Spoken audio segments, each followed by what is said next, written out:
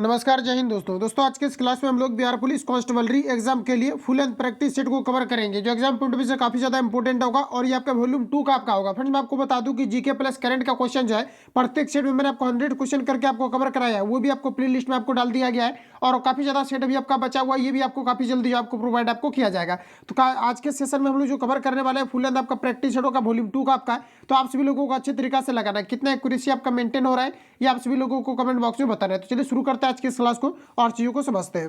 तो साथ ही आज का पहला क्वेश्चन हमारा देखिए, एक नंबर में पूछा जा रहा है कि लिली किस देश का राष्ट्रीय चिन्ह है, ये आपको हमारा बताना है। बताएंगे राइट आंसर आपका क्या हो जाएगा। तो साथ ही याद रखेंगे लिली जो आपका ये फ्रांस का आपका जो है राष्ट्रीय चिन्ह है। इसके अलावा आप सभी लोग याद रखेंगे, अगर आपको ये पूछा जाता है कि भारत का राष्ट्रीय चिन्ह क्या है तो अशोक स्तंभ है। वही दोस्तों अगर स्पेन की अगर हम बात करें तो आपका ईगल होता है। वही जापान की अगर हम बात करें तो आपका जो आपका गुलदाउदी आपका होता है, ये आपका जापान का आपका होता है। इसके अलावा कीवी को लेकर के आपका प्रीवियस पेपर में क्वेश्चन आपका पूछा गया था। तो न्यूजीलैंड का जो आपका राष्ट्रीय चिन्ह है ये आपका है कीवी, ध्यान रखेंगे। वही अगर हम बात करें कि यूनाइटेड किंगडम और जो यूरान का है ये क्या है तो ये आपका गुलाब का फूल है। इतने फैक्ट को ध्यान रखेंगे, ऑप्शन आपका सी करेक्ट हो जाएगा। अगला क्वेश्चन है, पक्षियों का स्वर्ग किस नेशनल पार्क को कहा जाता है, ये आपको हमारे बता रहे। तो पक्षियों का स्वर्ग जो कहा जाता है ये केवलादेव घना नेशनल पार्क को कहा जाता है, जो कि राजस्थान के भरतपुर जिले में स्थित है। ध्यान रखेंगे, ऑप्शन आपका डी करेक्ट हो जाएगा। ये आपका रिपीटेड क्वेश्चन है और यहाँ से देखिए क्वेश्चन आपका पूछा गया था कि रावत भाटा परमाणु संयंत्र ये किस राज्य में स्थित है, तो ये भी आपका राजस्थान में स्थित है। ध्यान रखेंगे, रावत भाटा परमाणु संयंत्र ये कहाँ पर है, तो यह भी आपका जो है राजस्थान में स्थित है। ऑप्शन डी आपका राइट हो जाएगा। अगला क्वेश्चन है, नेक्स्ट में आप सभी लोगों को बताना है, कहा जा रहा है कि विश्व रेड क्रॉस दिवस कब मनाया जाता है, ये आपको हमारा पूछा है। तो साथ ही याद रखेंगे, प्रत्येक वर्ष विश्व रेड क्रॉस दिवस के रूप में जो है 8 मई को सेलिब्रेट किया जाता है। ऑप्शन ए करेक्ट हो जाएगा। इसके अलावा देखिए याद रखेंगे आप सभी लोग, मैं आपको रिवील कराते जा रहा हूं तो आप सभी लोगों को ध्यान से सुनना है। ऑलरेडी आपको आता है तो रिवीजन आपका हो जाएगा। तो देखिए ध्यान से सुनेंगे आप सभी लोग कि विश्व तंबाकू दिवस कब मनाया जाता है, तो ये आपके 31 मई को मनाया जाता है। ध्यान रखेंगे, विश्व तंबाकू दिवस 31 मई को मनाया जाता है। विश्व पर्यावरण दिवस आपके 5 जून को मनाया जाता है। अंतर्राष्ट्रीय योग दिवस 21 जून को मनाया जाता है। विश्व जनसंख्या दिवस 11 जुलाई को मनाया जाता है। इसके अलावा ध्यान रखेंगे कि विश्व एड्स दिवस कब मनाया जाता है, तो ये आपके 1 दिसंबर को आपको मनाया जाता है। एड्स का फुल फॉर्म आपका होता है एक्वायर्ड इम्यूनो डिफिशियंसी सिंड्रोम। इसके अलावा याद रखेंगे कि व्हील वार दिवस जो मनाया जाता है ये आपका 26 आपका जो है ये आपका दिसंबर को आपको मनाया जाता है। इतने फैक्ट को आप सभी लोगों को याद रखना है, जबकि आपका प्रीवियस पेपर में आपका रिपीटेड आपका था। तो राइट आंसर आपका ये करेक्ट हो जाएगा कि 8 मई को जो है विश्व रेड क्रॉस दिवस के रूप में सेलिब्रेट किया जाता है। अगला क्वेश्चन है कि निम्नलिखित में से कौन सा अनुच्छेद अंतर्राज्यीय परिषद के गठन से संबंधित है, ये आपको हमारा पता है। तो साथ याद रखेंगे ये आपका अनुच्छेद आपका 262 आपका है ये आपका गलत हो जाएगा। देखिए कहा जा रहा है कि निम्नलिखित में से कौन सा अनुच्छेद अंतर्राज्यीय परिषद के गठन से संबंधित है, ये आपको हमारा बता रहे हैं। तो ये आपका अनुच्छेद आपका जो है 263 है। ध्यान रखेंगे, ऑप्शन आपका बी करेक्ट हो जाएगा। अगला क्वेश्चन हमारा नेक्स्ट कहा जा रहा है, कहा जा रहा है कि ट्रांसलेट इनटू हिंदी। तो देखिए कहा जा रहा है कि the work is not easy to finish. इसके लिए आपको हिंदी आपको ट्रांसलेट करना है। तो यहाँ पर आपका हो जाएगा काम समाप्त करना आसान नहीं है। ऑप्शन आपका जो है ये करेक्ट हो जाएगा। अगला क्वेश्चन है नेक्स्ट, देखिए यहाँ पर आपको पूछा है कि निम्नलिखित में से कौन से न्यायाधीश भारत में जनहित याचिका की अवधारणा के प्रवर्तक रहे हैं, ये आपको हमारे बताना है। तो साथ ही याद रखेंगे आपका PN जो है भगवती, ये भारतीय जो है न्यायाधीश जो है जन याचिका की जो है अवधारणा के प्रवर्तक रहे हैं। राइट आंसर आपका बी करेक्ट हो जाएगा। क्वेश्चन को एक बार आप लोग रिपीट कर लेना है। कहा जा रहा है कि निम्नलिखित में से कौन से न्यायाधीश भारत में जनहित याचिका की अवधारणा के प्रवर्तक रहे हैं, तो आपका PN भगवती हो जाएगा। ऑप्शन बी करेक्ट हो जाएगा। अगला क्वेश्चन है कि भारतीय संविधान की 8वीं अनुसूची में मूल रूप से कितनी भाषाएं थी, आपको हमारे बता रहे हैं। तो दोस्तों देखा जाए तो मूल संविधान में टोटल जो है ये 14 भाषा को जो है मान्यता प्राप्त था। तो राइट आंसर आपका एक करेक्ट हो जाएगा। वही अगर हम बात करें कि देखिए संविधान जो संशोधन आपका हुआ है इसमें क्या है कि कई सारे भाषा को आपका ऐड किया गया है। देखिए 73वां एक बार क्या है कि आपका जब आपका 71वां संविधान संशोधन हुआ उस टाइम अगर देखा जाए तो 71वां संविधान संशोधन जो आपका हुआ था ये 1992 में आपका हुआ था, जिसमें कि अगर देखा जाए तो काफी सारा भाषा आपका जोड़ा गया था। जैसे कोंकणी हो गया, मणिपुरी है, नेपाली है, इन सभी भाषा को जो 8वीं अनुसूची के अंतर्गत आपका जोड़ा गया था। पुनः जब आपका जो है 52वां संविधान संशोधन हुआ जो कि आपका 2003 में आपका हुआ था 52वां संविधान संशोधन, इसके अंतर्गत अगर देखा जाए तो मैथिली हो गया, संथाली हो गया, इसके अलावा डोगरी और बोडो ये सभी भाषा को जो है आपके 8वीं अनुसूची के अंतर्गत आपका जो है जोड़ा गया था। इस प्रकार से अगर देखा जाए तो वर्तमान में टोटल जो है 22 भाषा को मान्यता प्राप्त है जो कि 8वीं अनुसूची के अंतर्गत आपका वर्णित है। तो ध्यान रखेंगे और यहाँ पर आपको बताना है कि मूल संविधान में तो राइट आंसर आपका ये करेक्ट हो जाएगा। तो क्वेश्चन आपका ये भी आपका पूछा गया है कि जो है अभी वर्तमान में कितने जो है भाषा को मान्यता प्राप्त है, तो टोटल 22 भाषा को मान्यता प्राप्त है। और इन भाषाओं को चर्चा कहाँ पर किया गया, तो 8वीं अनुसूची के अंतर्गत आपका किया गया है। ऑप्शन आपका ए करेक्ट हो जाएगा, ध्यान रखेंगे। अगला क्वेश्चन हमारा, अगला प्रश्न में यहाँ पर आपको बताना है कि निम्नलिखित में से कौन सा एक मौलिक अधिकारों का सबसे सटीक वर्णन है, ये आपको हमारा पूछा है। तो यहाँ पर देखिए जो आपका राइट आंसर आपका होगा, संविधान द्वारा प्रदत्त और सुरक्षित समस्त अधिकार जो है ये आपका फंडामेंटल राइट्स का आपका एग्जैक्ट एक आपका उदाहरण है।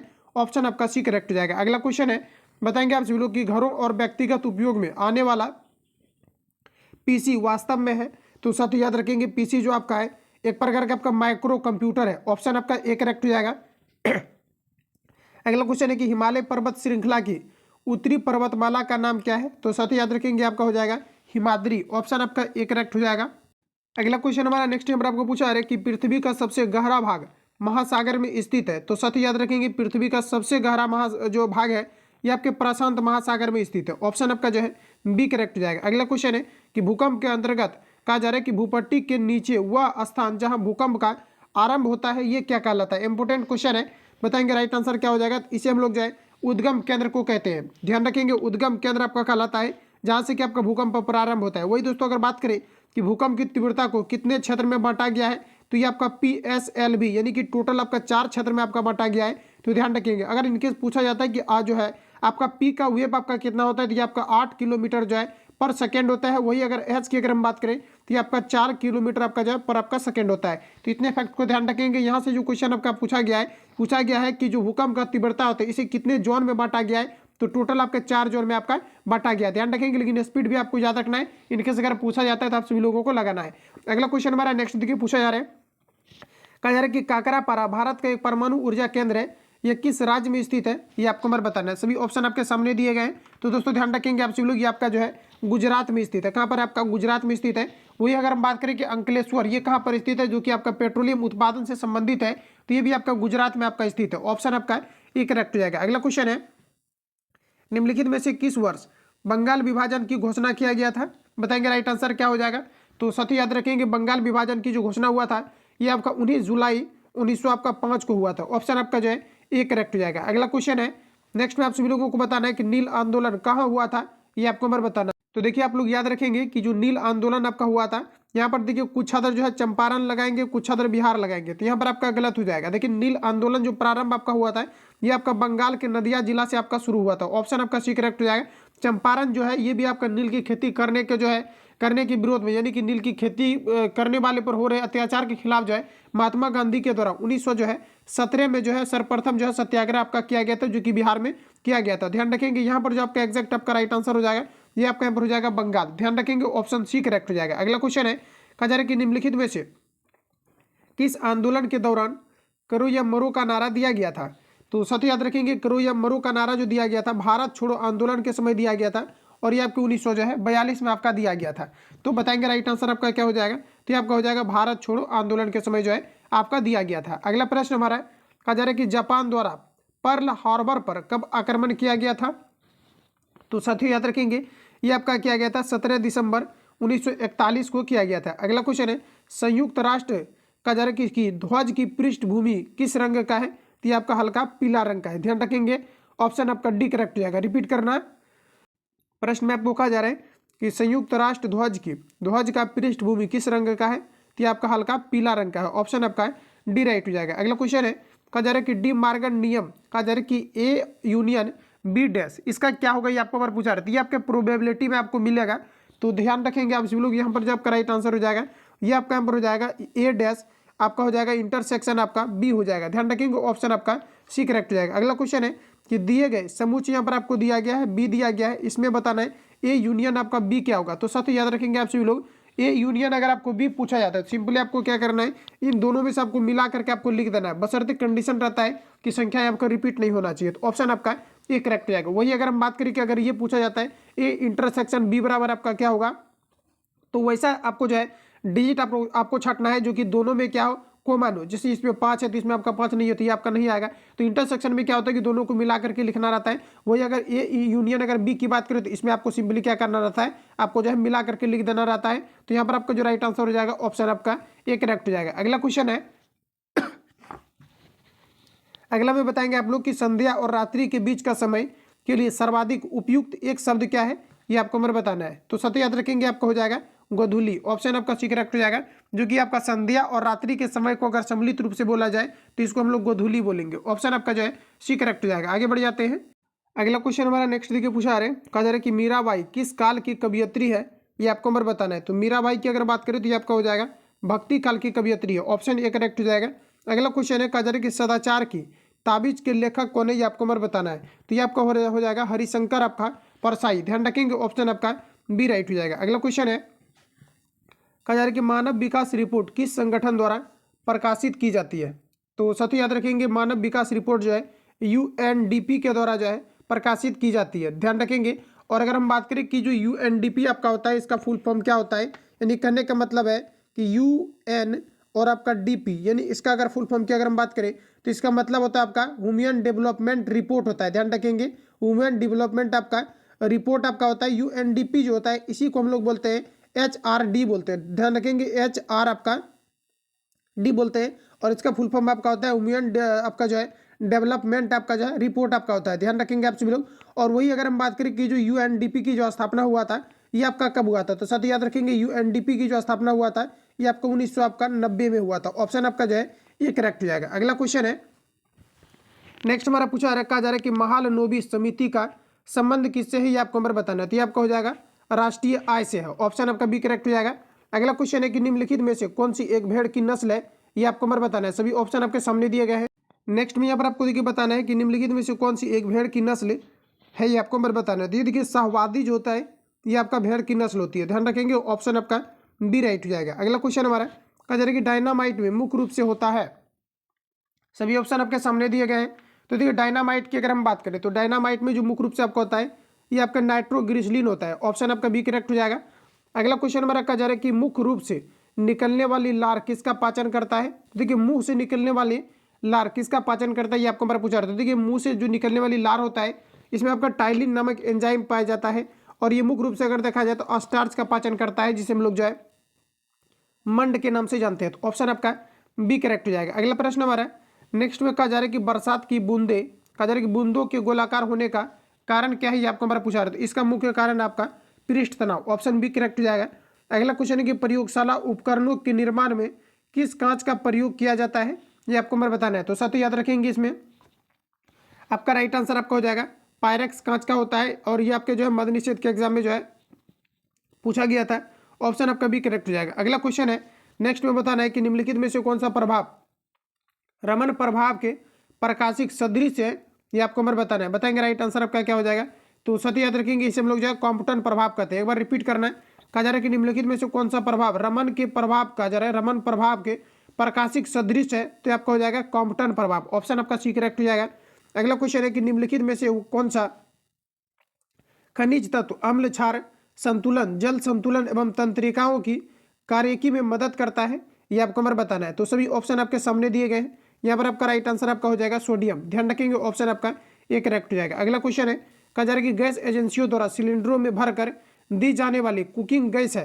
तो ध्यान रखेंगे, कुकिंग गैस की अगर हम बात करें तो ये आपका हो जाएगा द्रव। ये द्रव के रूप में आपका होता है, जिसे हम लोग एलपीजी यानी कि लिक्विड पेट्रोलियम गैस बोलते हैं। इसमें मुख्य रूप से अगर देखा जाए तो ब्यूटेन और आपका प्रोपेन और आइसोब्यूटेन का जो है मुख्य रूप से आपका मिश्रण होता है। ऑप्शन आपका एक करेक्ट हो जाएगा।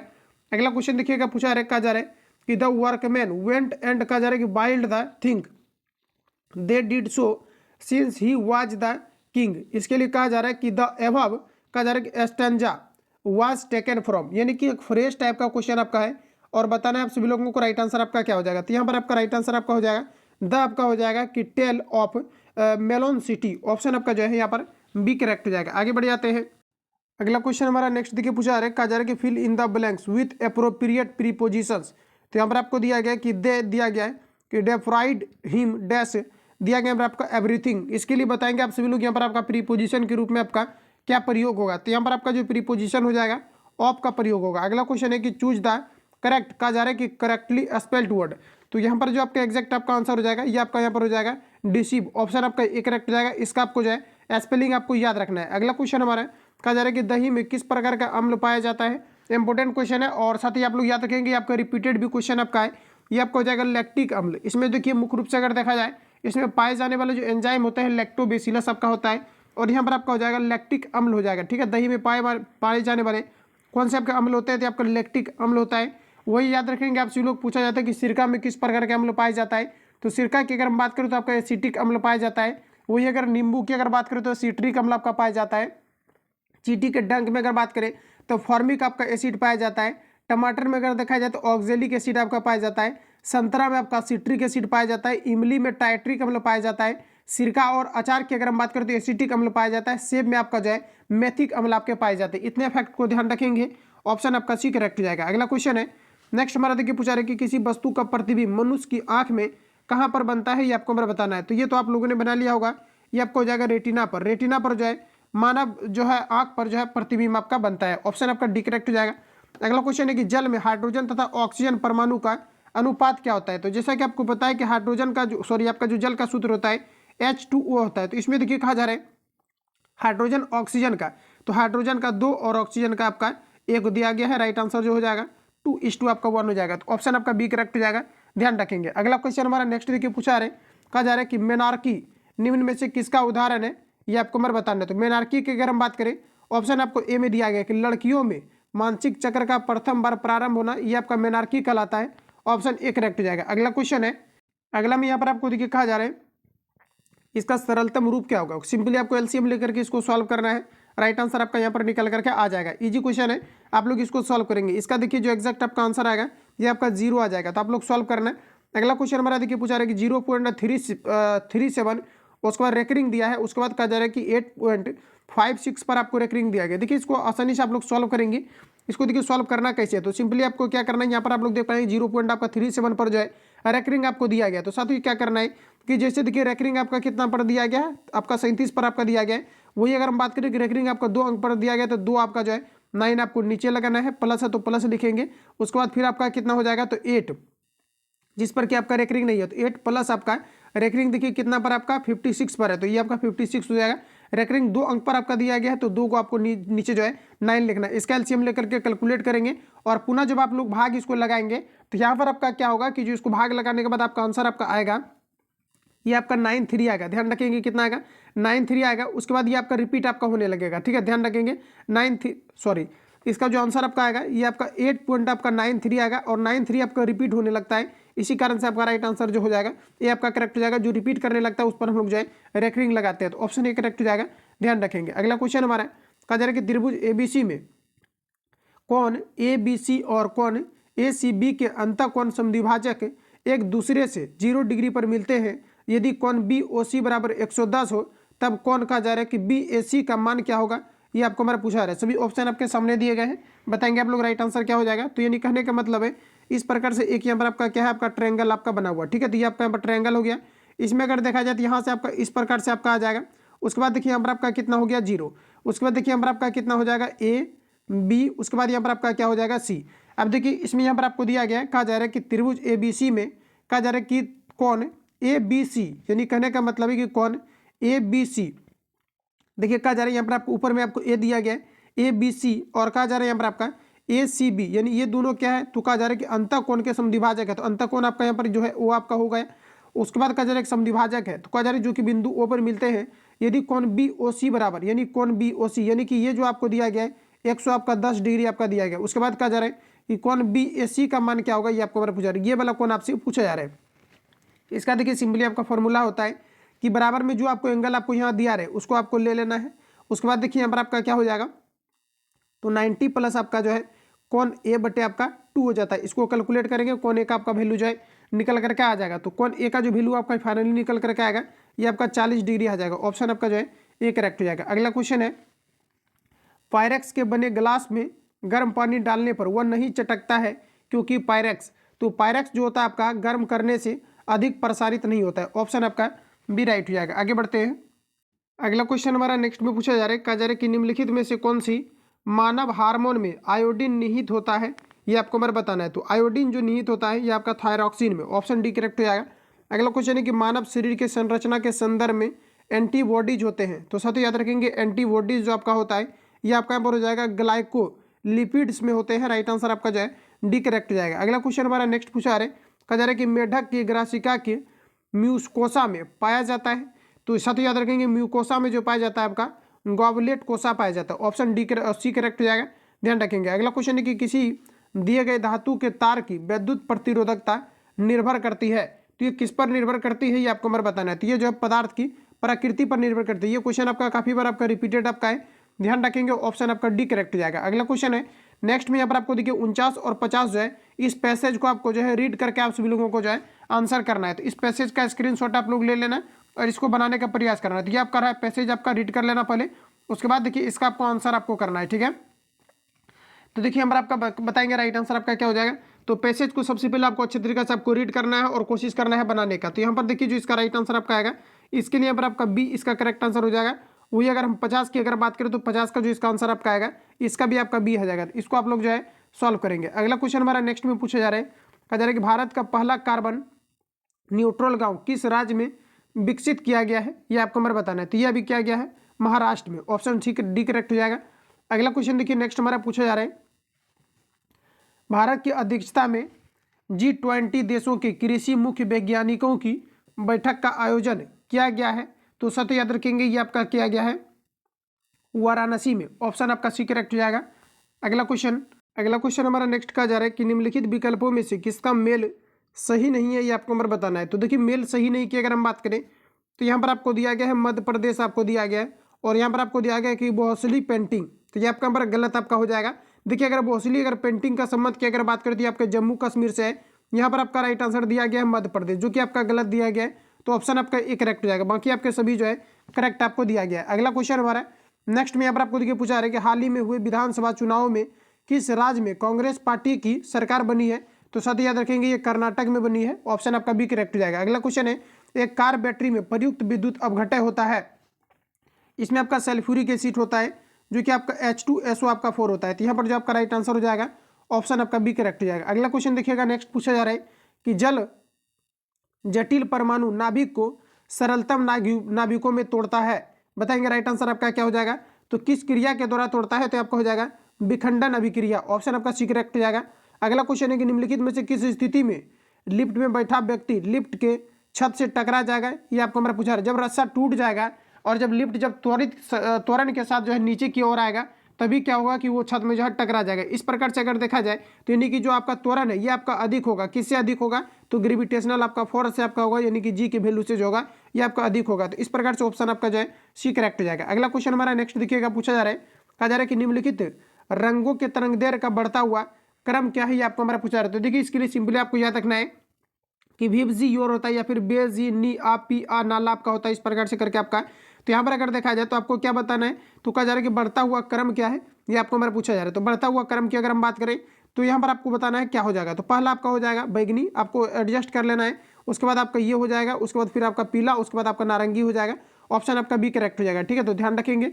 अगला प्रश्न हमारा कहा जा रहा है कि किसी धनराशि पर 5% प्रति वर्ष की दर पर 2 वर्ष के साधारण ब्याज और चक्रवृद्धि ब्याज के बीच का अंतर जो है 63 रुपये के बराबर होगा। तो बताएंगे राइट आंसर आपका यहाँ पर क्या हो जाएगा। तो कहा जा रहा है कि किस धनराशि पर, यानी धनराशि आपको टोटल आपको जो है अमाउंट आप सभी लोगों को बताना है। इसके लिए मैंने एक आपको फॉर्मूला आपको बताया था कि जब भी इस प्रकार से क्वेश्चन आपका पूछा जाता है तो सिंपली आपको क्या करना है, तो जितना आपको अंतर आपको दिया है, अंतर देखिए कितना दिया गया है। तो यहाँ पर आप लोग देख पाएंगे आपको 63 दिया गया, तो 63 बराबर में रखना है। उसके बाद P इंटू आपका क्या होता है 1 प्लस आपका R/100। तो R देखिए आपको कितना दिया गया, 5% आपको दिया गया। तो R ऊपर रखेंगे, नीचे आपका कितना हो जाएगा 100। अब देखिए टाइम यहाँ पर आपको दिया गया 2 वर्ष, तो 2 यहाँ पर आपको ऊपर रखना है। कैलकुलेट कीजिए इसका, P का जो वैल्यू आएगा वही आपका मूल आपका राशि होगा। तो इसको आप लोग कैलकुलेट कर लेना। इसका देखिए जो एक्जैक्ट आपका आंसर आपका निकल करके आएगा, ऑप्शन आपका डी करेक्ट हो जाएगा, 25,000 आपका 200। अगला क्वेश्चन हमारा नेक्स्ट देखिएगा पूछा जा रहा है 8 सेंटीमीटर 4 सेंटीमीटर 2 सेंटीमीटर आयाम वाले एक ठोस घनाभ को का जरा गलाकर 2 सेंटीमीटर की कोर वाले समान घनों में ढाला जाता है। इन समान घनों की संख्या कितनी होगी, ये आपको हमारा पूछा रहा है। तो देखिए यहाँ पर आपको क्या करना है, इसका आयतन निकाल लीजिए। तो आपका 8 इंटू आपका 4 इंटू आपका 2 हो जाएगा। अब देखिए 2 सेंटीमीटर कोर वाले एक क्या है घन में इसको ढालना है। तो घन से आप क्या करो, सिंपली भाग देते हो। तो घन का आयतन आपका क्या हो जाएगा, भुजा क्यों, यानी 2 गुना आपका 2 हो जाएगा। 2 दूनी 4 दूनी 8, ये आपका कटेगा, 4 दूनी 8 आपका बचेगा, जो कि राइट आंसर आपका ए में आपको दिया गया है। अगला क्वेश्चन हमारा नेक्स्ट देखिएगा पूछा जा रहा है, कहा जा रहा है कि वाक्य के पूर्ण होने पर कौन सा चिन्ह लगाया जाता है। तो बिल्कुल आप लोगों ने इसको बना लिया होगा कि जब भी कोई क्या होता है आपका वाक्य जब आपका पूरा हो जाता है तो यहाँ पर हम लोग क्या लगाते हैं, तो यहाँ पर हम लोग जो है पूर्ण विराम लगाते हैं। ऑप्शन सी करेक्ट हो जाएगा। अगला क्वेश्चन है कि अत्यंत में कौन सा उपसर्ग है। तो साथ याद रखेंगे उपसर्ग के बारे में पूछा जा रहा है, तो उपसर्ग की अगर हम बात करें तो आपका हो जाएगा अत्यंत में आपका हो जाएगा अति उपसर्ग। रीड करेंगे इसको, अत्यंत, देखिए अति आपका आ रहा है, तो ऑप्शन आपका जो है बी करेक्ट हो जाएगा। अगला क्वेश्चन हमारा नेक्स्ट में देखिए पूछा जा रहा है, कहा जा रहा है कि अद्भुत शब्द का समानार्थी नहीं है। बताएंगे राइट आंसर आपका क्या हो जाएगा, तो आपका हो जाएगा भयानक, ये आपका समानार्थी नहीं है। अगला क्वेश्चन है कि 1 पिकोग्राम बराबर होता है, 1 पिकोग्राम बराबर क्या होता है, तो 10⁻⁻ आपका -12 ग्राम होता है। ध्यान रखेंगे ऑप्शन आपका सी राइट हो जाएगा। अगला क्वेश्चन है, कहा जा रहा है यहाँ पर आपका कि प्रकृति में सबसे अधिक मात्रा में पाए जाने वाला कार्बनिक यौगिक क्या है। तो कार्बनिक अगर यौगिक की अगर हम लोग बात करें तो ऑप्शन आपका जो है डी करेक्ट हो जाएगा, सेलुलोज आपका राइट आंसर हो जाएगा। अगला क्वेश्चन है कि निम्नलिखित में से किसकी व्याख्या के लिए क्वांटम सिद्धांत की आवश्यकता पड़ती है। तो साथ ही याद रखेंगे क्वांटम सिद्धांत जो दिया गया है ये मैक्स प्लांक के द्वारा आपके दिए गए थे। यहाँ पर आपको बताना है कि किसकी जो है संख्या ज्ञात करने के लिए जो है कहा जा रहा है कि निम्नलिखित में से किसकी व्याख्या, यानी व्याख्या के लिए क्वांटम सिद्धांत की आवश्यकता पड़ती है। तो क्वांटम सिद्धांत जो आपका पड़ता है प्रकाश विद्युत जो है प्रभाव की व्याख्या के लिए पड़ता है, फोटो इलेक्ट्रिक इफेक्ट के लिए। ऑप्शन डी आपका राइट हो जाएगा। इंपोर्टेंट क्वेश्चन है आपका, ध्यान रखेंगे आप सभी लोग। आगे बढ़ जाते हैं। अगला क्वेश्चन हमारा नेक्स्ट में यहाँ पर आपको देखिए बताना है, निम्नलिखित तत्वों में से उसके धात्विक गुणों के घटते क्रम में व्यवस्थित कीजिए। तो साथियों यहाँ पर अगर देखा जाए तो सबसे पहले जो आपका आएगा इसमें से आपको देखना है कि पहले आपका क्या आएगा। तो सबसे देखिए आपको कहा जाएगा कि घटते हुए क्रम में, तो सबसे पहले तो आपका सोडियम आपका आ जाएगा। उसके बाद देखिए आपका क्या हो जाएगा, ग्रेटर देन। देखिए सोडियम के बाद जो आपका आएगा ये आपका आ जाएगा आपका मैग्नीशियम। उसके बाद फिर आपका ग्रेटर देन, उसके बाद आपका क्या आ जाएगा, तो आपका एल्यूमिनियम आ जाएगा। उसके बाद देखिए आपका कौन सा आ सकता है, तो फिर आपका आ जाएगा सिलिकॉन, और फिर ग्रेटर देन आपका जो है क्लोरीन आपका आ जाएगा। डेफिनेटली आप देख पाएंगे बढ़ते क्रम में आपका हो चुका है। इस प्रकार से अगर देखा जाए तो राइट आंसर यहाँ पर आपका जो है बी आपका करेक्ट हो जाएगा। ध्यान रखेंगे इस प्रकार के क्वेश्चन आपका 2019 के शिफ्ट में आपका जो है आपके बिहार पुलिस कांस्टेबल के अंतर्गत आपके जो है पूछे गए थे। अगला प्रश्न हमारा नेक्स्ट देखिए पूछा है, make the negative of the sentence and choose the best option. तो कहा जा रहा है कि ही इज योर फ्रेंड, यानी कहने का मतलब है कि इसको आपको निगेटिव में आपको ट्रांसलेट करना है। तो कहा जा रहा है कि ही इज योर फ्रेंड, तो बताएंगे राइट आंसर आपका क्या हो जाएगा। तो यहाँ पर आपका हो जाएगा कि he is not your enemy, मतलब वो आपका दुश्मन नहीं है, इसका मतलब वो आपका क्या है, फ्रेंड है। तो इसी को आपको निगेटिव में बनाना था। राइट आंसर आपका जो है ये करेक्ट हो जाएगा। अगला क्वेश्चन में देखिएगा पूछा जा रहा है, कहा जा रहा है कि फ़ारेनहाइट पैमाने में हिमांक तथा भाप बिंदु के बीच की दूरी को कितने बराबर भागों में बांटा जाता है। तो इसको टोटल जो है 100 भागों में बांटा जाता है। ऑप्शन ए करेक्ट हो जाएगा। ठीक है, सॉरी देखिए क्वेश्चन में आपको कहा जा रहा था, देखिए क्वेश्चन में आपको कहा जा रहा है कि फ़ारेनहाइट पैमाने में हिमांक तथा भाप के बीच की दूरी को कितने बराबर भागों में बांटा जाता है, ये आपको हमारा पूछा रहा है। तो साथ ही याद रखेंगे इसके लिए देखिए आपका फॉर्मूला की अगर हम बात करें तो ये आपका होता है C-0 बटे आपका है 180। उसके बाद देखिए फ़ारेनहाइट बराबर आपका क्या हो जाएगा, तो F माइनस आपका 32 बटे आपका जो है 180 होता है। तो इसको 180 में बांटा जाता है। ध्यान रखेंगे ऑप्शन जो यहाँ पर आपका राइट हो जाएगा, ऑप्शन आपका जो है बी आपका करेक्ट हो जाएगा। इसका फॉर्मूला देखिए शायद से कि मैंने गलत लिख दिया था। देखिए यहाँ पर आपका C-0 बटे यहाँ पर आपका 100 होगा। ठीक है, 100 होगा चूंकि सेल्सियस जो होता है ये आपका 100 तक होता है, चूंकि 100 पर पहुंचने के बाद पानी जो है आपका उबलने लगता है। वही फ़ारेनहाइट में आपका 132 जो है F माइनस आपका 32 बटे आपका 180 होता है। तो 180 यहाँ पर आपका जो है राइट आंसर हो जाएगा, चूंकि फ़ारेनहाइट के बारे में चर्चा आपका किया गया है। अगला क्वेश्चन हमारा देखिएगा पूछा जा रहा है, हड्डियों में फॉस्फोरस डैश के रूप में पाया जाता है। तो साथ ही याद रखेंगे आपका कैल्शियम आपका फॉस्फेट के रूप में पाया जाता है। ऑप्शन आपका बी राइट हो जाएगा। अगला क्वेश्चन है कि किस झील में एक पत्थर फेंकने पर जैसे जैसे वह जल नीचे डूबता जाता है उस पर उत्प्लावन बल क्या होता है, ये आपको हमारा बताना है। तो ये आपका हो जाएगा एक समान रहता है। ऑप्शन आपका डी करेक्ट हो जाएगा। अगला प्रश्न हमारा कहा जा रहा है कि भारत का सबसे ऊंचा बांध कौन सा है, ये आपको हमारा बताना है। तो सबसे ऊंचा बांध की अगर हम बात करें तो ये आपका राइट आंसर हो जाएगा टिहरी बांध। ध्यान रखेंगे आपका कौन सा हो जाएगा, तो टिहरी बांध हो जाएगा, जो कि भारत का जो है सबसे ऊंचा बांध है। ध्यान रखेंगे इसकी अगर हम लोग लंबाई की अगर हम बात करें तो 200 आपका 60 आपका जो है 5 मीटर इसका जो है टोटल आपका लंबाई है, जो कि उत्तराखंड में भागीरथी नदी के जो है और भिलंगना नदी के जो है संगम पर ही आपका स्थित है। ऑप्शन आपका बी करेक्ट हो जाएगा। आगे बढ़ जाते हैं। अगला क्वेश्चन हमारा देखिएगा पूछा है कि भारत का सबसे प्राचीन कृत्रिम बंदरगाह कौन सा है। इंपोर्टेंट क्वेश्चन है, ये आपका हो जाएगा चेन्नई बंदरगाह। ऑप्शन आपका डी राइट हो जाएगा। अगला क्वेश्चन है गुलाबी क्रांति संबंधित है।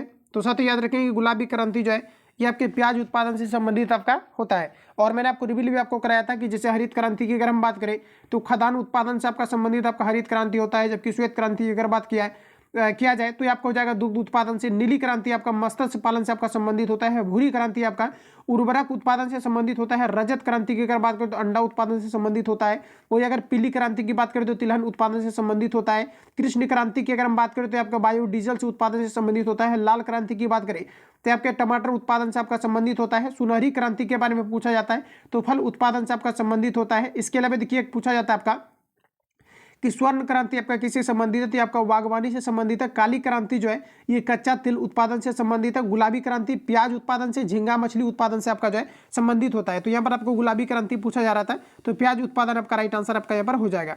अगला प्रश्न हमारा देखिएगा, पूछा रहा है कि नई आर्थिक नीति कब घोषित की गई है, ये आपको हमारा पूछा रहा है। साथ याद रखेंगे नई आर्थिक नीति की अगर बात करें तो आपका हो जाएगा 24 जुलाई 1991 को जो है घोषित की गई थी। अगला क्वेश्चन है कि भजन वैष्णव जन तो तेने कहिए पीर पराई जाने रे की रचना कौन किया था, ये आपको हमारा बताना है। सभी ऑप्शन आपके रहे सामने, बताएंगे राइट आंसर आपका क्या हो जाएगा। तो ये आपका हो जाएगा नरसिंह मेहता ने कहा था, ऑप्शन आपका सी करेक्ट हो जाएगा। अगला क्वेश्चन हमारा देखिएगा, पूछा रहे कहा जा रहा है कि हम्पी नगर किन दो नदियों के घाटी के बीच स्थित है, ये आपको हमारा बताना है। तो ये आपका राइट आंसर हो जाएगा तुंगभद्रा तथा कृष्णा नदी के बीच स्थित है, ऑप्शन आपका डी राइट हो जाएगा। अगला क्वेश्चन है कहा जा रहा है कि चीन के शासकों द्वारा चीन का मशहूर कहा जा रहा है कि मशहूर दीवार बनाने का कहा जा रहा है कि मुख्य उद्देश्य क्या था, ये आपको हमारा बताना है। तो ये आपका राइट आंसर हो जाएगा आक्रमणकारियों से रक्षा करना, ठीक है। तो ऑप्शन आपका डी एग्जैक्ट हो जाएगा। अगला क्वेश्चन है कि निम्नलिखित में से किस भाषा में महावीर द्वारा अपनी शिक्षा का प्रचार प्रसार किया गया था।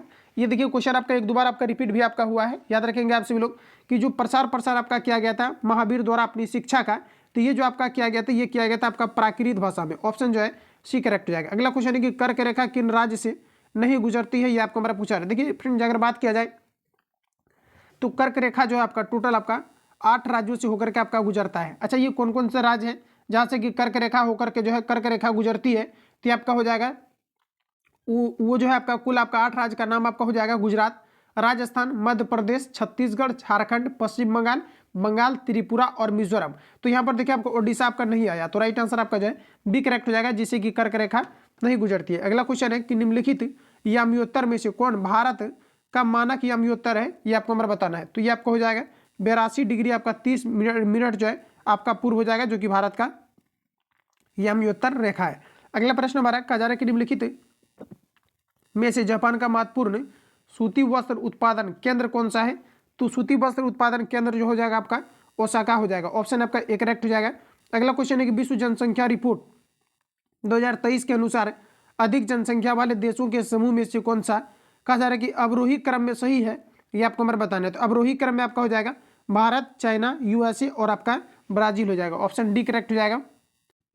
अगला क्वेश्चन हमारा कहा जा रहा है कि मंत्री परिषद सामूहिक रूप से किसके प्रति उत्तरदायी होते हैं, ये आपको हमारे बताना है। तो ये आपको हो जाएगा लोकसभा के प्रति उत्तरदायी होते हैं। अगला क्वेश्चन है कि बिहार विधान परिषद में सदस्यों की संख्या कितनी होती है, ये आपको हमारा पूछा जा रहा है। तो सदस्यों की संख्या की अगर हम बात करें तो ये आपका 75 होता है, ऑप्शन आपका सी करेक्ट हो जाएगा। अगला क्वेश्चन है कहा जा रहा है कि निम्नलिखित में से किस राज्य में लोकसभा सीटों की सर्वाधिक संख्या है, ये आपको हमारे बताना है। तो ये आपका हो जाएगा मध्य प्रदेश, ऑप्शन आपका जो है डी करेक्ट हो जाएगा, जहाँ की लोकसभा सीटों की जो संख्या ये आपके सर्वाधिक है, ध्यान रखेंगे। और वही अगर हम बात करें कि जो है मध्य प्रदेश में लोकसभा जो है सीटों की संख्या कितनी आपका है, तो ध्यान रखेंगे आपको 29 है। अगला प्रश्न हमारा नेक्स्ट में देखिए कहा जा रहा है कि राष्ट्रीय मानवाधिकार आयोग के अध्यक्ष का कार्यकाल कितने वर्ष का होता है, ये आपको हमारे बताना है। तो ये आपका हो जाएगा 3 वर्ष का होता है, ऑप्शन बी करेक्ट हो जाएगा। अगला प्रश्न हमारा कहा जा रहा है कि to give went to means, इसके लिए बताना है आप सभी लोगों को ये कौन से जो है मीनिंग को रिप्रेजेंट कर रहा है। सभी ऑप्शन आपके सामने दिए गए, तो साथ ही याद रखेंगे आप सभी लोग, इसका मतलब आपका हो जाएगा टू एक्सप्रेस, क्या हो जाएगा आपका टू एक्सप्रेस हो जाएगा, ऑप्शन आपका ए राइट हो जाएगा। अगला क्वेश्चन हमारा नेक्स्ट में हमारा देखिए पूछा रहे कहा जा रहा है कि द लैटिन वर्ड यहाँ पर आपको दिया गया कि प्रीमा फेस, इसके लिए बताएंगे आप सभी लोग, फैसी इसके लिए बताएंगे आप लोग जो है, इसका वर्ड है यहाँ पर आपका क्या होगा। तो देखिए इसके मतलब आपका क्या होता है, इसका मतलब ये आपको मैं बताना है। इसका मतलब आपका हो जाएगा ए फर्स्ट साइट, ऑप्शन जो है बी करेक्ट हो जाएगा। अगला क्वेश्चन हमारा देखिएगा पूछा रहे कहा जा रहा है कि यहाँ पर आपको दिया गया एप्रीसेंट, सॉरी कहा जा रहा है यहाँ पर आपका यहाँ पर आपको दिया गया एपरेंट, और यहाँ पर आपको आ रहा है कि आई लॉजिकलिटी समटाइम्स कहा जा रहा है कि turns out of to be a, यहाँ पर आपको दिया गया कि फ्यूचरिस्टिक प्रोजेक्शन कहा जा रहा है कि identify the part of speech of the word, यहाँ पर आपको दिया गया, इसके लिए बताएंगे आप सभी लोग इसको आप क्या कहेंगे। तो यहाँ पर देखिए जो आपका राइट आंसर हो जाएगा इसे हम लोग जो है एडजेक्टिव कहेंगे, ऑप्शन आपका डी करेक्ट हो जाएगा। अगला क्वेश्चन है कहा जा रहा है एलोरा की गुफाएं ये कहाँ पर स्थित है, ये आपको बार पूछा जा रहा है। तो साथ याद रखेंगे ये महाराष्ट्र में जो है औरंगाबाद में आपका स्थित है। राइट आंसर जो हो जाएगा ऑप्शन आपका बी करेक्ट हो जाएगा। अगला क्वेश्चन हमारा नेक्स्ट में देखिए पूछा रहा है कि थल सेना के उत्तरी कमांड का मुख्यालय ये कहाँ पर है। तो थल सेना के उत्तरी कमांड का मुख्यालय जो है ये आपका उधमपुर में है। ऑप्शन सी करेक्ट हो जाएगा। अगला क्वेश्चन हमारा कहा जा रहा है कि सूक्ष्म शब्द का विलोम क्या होगा। तो सूक्ष्म का मतलब होता है आपका छोटा, इसका विलोम आपको बताना है तो आपको हो जाएगा स्थूल। ऑप्शन ए करेक्ट हो जाएगा, थोड़ा ध्यान रखना है। अगला क्वेश्चन है कि जो एक स्थान पर टिक नहीं रहता, कहा जा रहा है कि टिक कर नहीं रहता है, वाक्यांश के लिए एक शब्द क्या है, ये आपको मेरा पूछा है। तो वाक्यांश के लिए एक शब्द क्या होगा बताएंगे, राइट आंसर क्या हो जाएगा। तो ये आपका यहाँ पर राइट आंसर हो जाएगा यायावर। अगला क्वेश्चन है कि निम्न में से अशुद्ध शब्द का चयन कीजिए। सभी ऑप्शन आपके सामने दिए गए हैं। तो अशुद्ध शब्द की अगर हम बात करें तो राइट आंसर आपका हो जाएगा नारायण। अगला क्वेश्चन है कि मैं इतना मीठा चाय नहीं पी सकता है, इस वाक्य में दोष क्या है, ये आपका हो जाएगा अवंती। अगला क्वेश्चन है कि दो खिलौने 504 रुपये में बेचे जाने पर एक खिलौने के विक्रेता 12% का लाभ और दूसरे पर कहा जा रहा है कि 4% की हानि होती है। तो दोनों खिलौने बेचने पर कहा जा रहा है कि लाभ या हानि प्रतिशत क्या होगा, ये आपको हमारा पूछा। देखिए इस क्वेश्चन को बनाने के लिए आपको सिंपली क्या करना है, टोटल यहाँ पर आपको देखिए क्या है, तो वस्तु को जो बेचा जा रहा है ये आपका 504 रुपये में बेचा जा रहा है। तो 10% का क्या है, 12% का क्या हो जा रहा है, तो लाभ हो जा रहा है। तो तुलना करेंगे आप 112 से। इसमें क्या करना है आपको, क्रेमूल आपको निकाल लेना है। तो इसको सबसे पहले आपको क्या करना है, क्रेमूल आपको निकाल लेना है। जो भी इसका क्रेमूल आए तो आप सभी लोगों को सबसे पहले क्या करना है कि इसका क्रेमूल आपको निकाल लेना है सिंपली, ठीक है।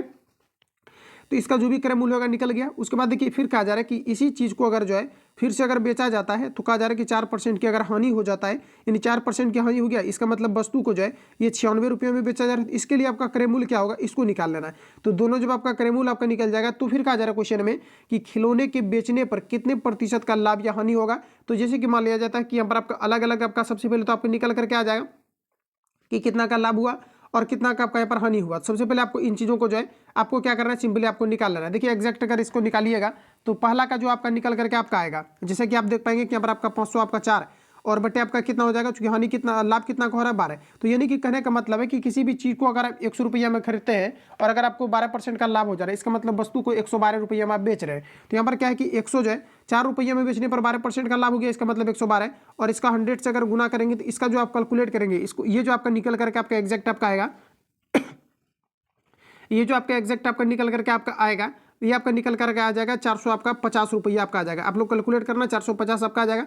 उसके बाद पुनः आपको यहाँ पर क्या करना है कि उसके बाद कहा जा रहा है कि आपका हानि कितना का हो जा रहा है, 4% का। तो ये नहीं कहने का मतलब है कि 504 रुपये में अगर बेचा जा रहा है तो 4% का हानि हो गया। इसका मतलब वस्तु को हमेशा हम लोग क्या मानते हैं कि 100 रुपये में अगर खरीदते हैं तो चूंकि परसेंटेज का चर्चा किया गया है तो आपका 96 हो जाएगा, चूंकि 4% का क्या हो गया, हानि हो गया। अब 100 से गुना करेंगे तो इसको फिर से आपको निकाल लेना है। इसको जो आप निकल करके आपका आएगा ये आपका 500 आपका 25 आ जाएगा। तो देखिए आपने क्या है कि यहाँ पर एक बार आपका कितना हो गया, तो 500 जो है 500 आपका कितना हो गया, सॉरी 450 हो गया, और यहाँ पर कितना हो गया आपका 525। तो अंतर अगर इन दोनों में अगर देखा जाए, इन दोनों में अगर अंतर की अगर हम बात करें या तो फिर दोनों को अगर जोड़ देते हैं तो टोटल आपका क्या निकल जाएगा, तो टोटल आपका जो है ये आपका क्रयमूल्य आपका निकल जाएगा। दोनों वस्तुओं का आपका क्या निकल जाएगा, क्रयमूल्य। क्योंकि दो वस्तु का यहाँ पर आपको चर्चा किया गया, इन दोनों को जोड़ेंगे तो आपको 975 आपका निकल करके आएगा। आप लोग निकाल लेना, वो दोनों को अगर जोड़ेंगे तो कितना आ जाएगा, 975। अब देखिए प्रश्न में आपको कहा जा रहा है, प्रश्न में अब देखिए आपको क्या कहा जा रहा है, तो दोनों का आपका कितना आ गया, 975 आपका हो गया। अब हमें बताना है कि आखिर इसका जो है लाभ आपका कितना हुआ। तो देखिए शुरू में हम लोग क्या किए हैं, तो वस्तु को जो है 504 रुपया में जो है इसको बेच रहे थे। कितना में बेच रहे थे, तो 405 रुपये, 504 रुपये में बेच रहे थे, और इसको 2 बार हम लोगों ने बेचा। तो देखिए 504 टोटल आपका कितना हो जाएगा, तो आपका हो जाएगा 10 आपका 8 हो जाएगा। कितना हो जाएगा आपका 10 आपका 8 हो जाएगा। और इसमें से क्या है कि 975 रुपया में जो है हम लोग वस्तु को बेच रहे, तो हमको लाभ होगा या फिर हानि होगा। तो बिल्कुल है कि यहाँ पर इतना में हम लोग क्या है वस्तु को खरीद रहे हैं, आपका क्या है सीपी है। तो 975 में खरीद करके अगर 1008 में बेचेंगे तो बिल्कुल आपका क्या है, तो आपका हो जाएगा लाभ। तो लाभ कितना का होगा, तो ये आपका हो जाएगा 33% का। जैसा कि देख पाए ना, माइनस करेंगे आपका 33 आ जाएगा, तो 33% का आपका लाभ हो गया। तो लाभ प्रतिशत जो निकाला जाता है ये हमेशा आपका क्रयमूल्य आपका निकाला जाता है। तो लाभ देखिए ऊपर ऊपर हो जाएगा, और क्रयमूल्य आपका कितना था, तो 900 आपका 75 आपका था। और परसेंटेज के लिए सिंपली आपको क्या करना है, 100 से गुना। इसको कैलकुलेट करेंगे, राइट आंसर इसका जो है 3.5 बटे आपका जो है 13 आपका निकल करके आएगा। तो 3.5 बटे 13 ऑप्शन में आपको जो है ए में आपको दिया गया। इसको आप लोग जो है सॉल्व करेंगे।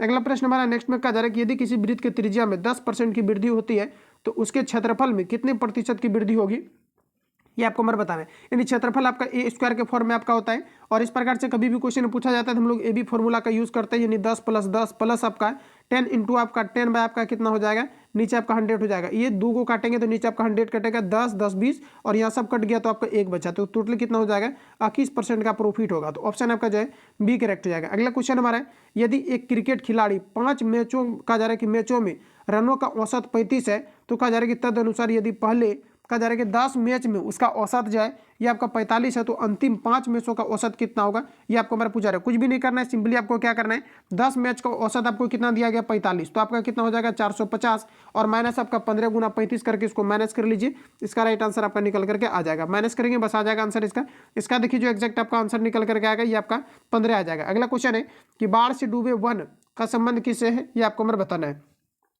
तो आपका हो जाएगा अनूप से, ऑप्शन आपका जो है डी करेक्ट हो जाएगा। तो फ्रेंड जितने भी आपका इस सेट में आपको क्वेश्चन आपका दिया गया था, फाइनल में 100 क्वेश्चन आपको रिवील आपको करा दिया है। बाकी किसी प्रकार का डाउट या संजय हो तो आप हमें कमेंट करेंगे। मिलते हैं नेक्स्ट वीडियो में, तब तक के लिए जय हिंद। जो लोग चैनल पर नए हैं चैनल को सब्सक्राइब करके बेल आइकन को प्रेस कर लेना, क्योंकि जब भी वीडियो अपलोड होगा तो आप नोटिफिकेशन पहुंचते रहेगा।